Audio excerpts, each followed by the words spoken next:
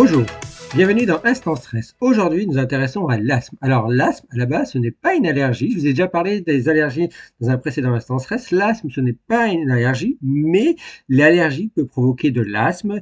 Et donc, on appelle ça un asthme allergique. Ça existe aussi. L'asthme, c'est une affection pulmonaire chronique. C'est une maladie non transmissible qui affecte les poumons. C'est une inflammation chronique des poumons qui entraîne un rétrécissement des voies respiratoires fines dans les poumons. Et donc ça empêche d'apporter suffisamment d'oxygène à travers les poumons, à tous les organes.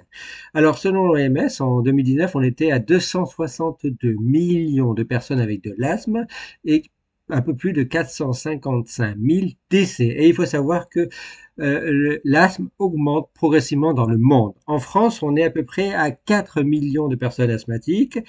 80% sont associés à des allergies et en particulier chez les enfants.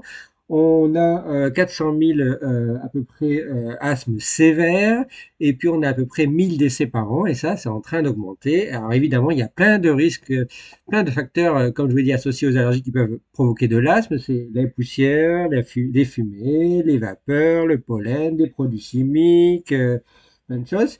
Donc l'environnement, et il faut savoir que l'environnement est un des grands facteurs de cause de l'asthme, mais vous avez aussi, en dehors des allergies, les asthmes qui sont à prédisposition génétique, donc des facteurs génétiques, des gènes, des mutations dans les gènes qui peuvent provoquer de l'asthme.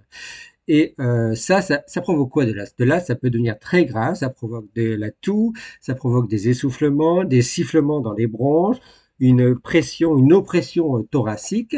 Et alors, comment on traite l'asthme? Actuellement, l'asthme se traite par des stéroïdes, donc on fait diminuer le processus d'inflammation dans les poumons, c'est généralisé, et c'est un traitement généralisé. Et puis, on utilise des bronchodilatateurs, c'est par exemple, très connu, c'est la ventoline. Et la ventoline, on la respire par inhalation, et en fait, ce que ça fait, c'est que ça va arriver dans les poumons, et ça va bronchodilater, ça va dilater les bronches dans les poumons, et augmenter l'apport en oxygène à travers les poumons dans tous les organes. Et donc ça, ce qui est très important, ce sont les traitements qui sont très importants pour l'asthme et c'est pas forcément à vie, mais l'asthme, on l'a très longtemps. Il faut savoir que maintenant, les études montrent qu'il y a donc, comme je vous l'ai dit, c'est un processus inflammatoire, donc il y a le système immunitaire qui est impliqué, donc il y a des études sur le système immunitaire.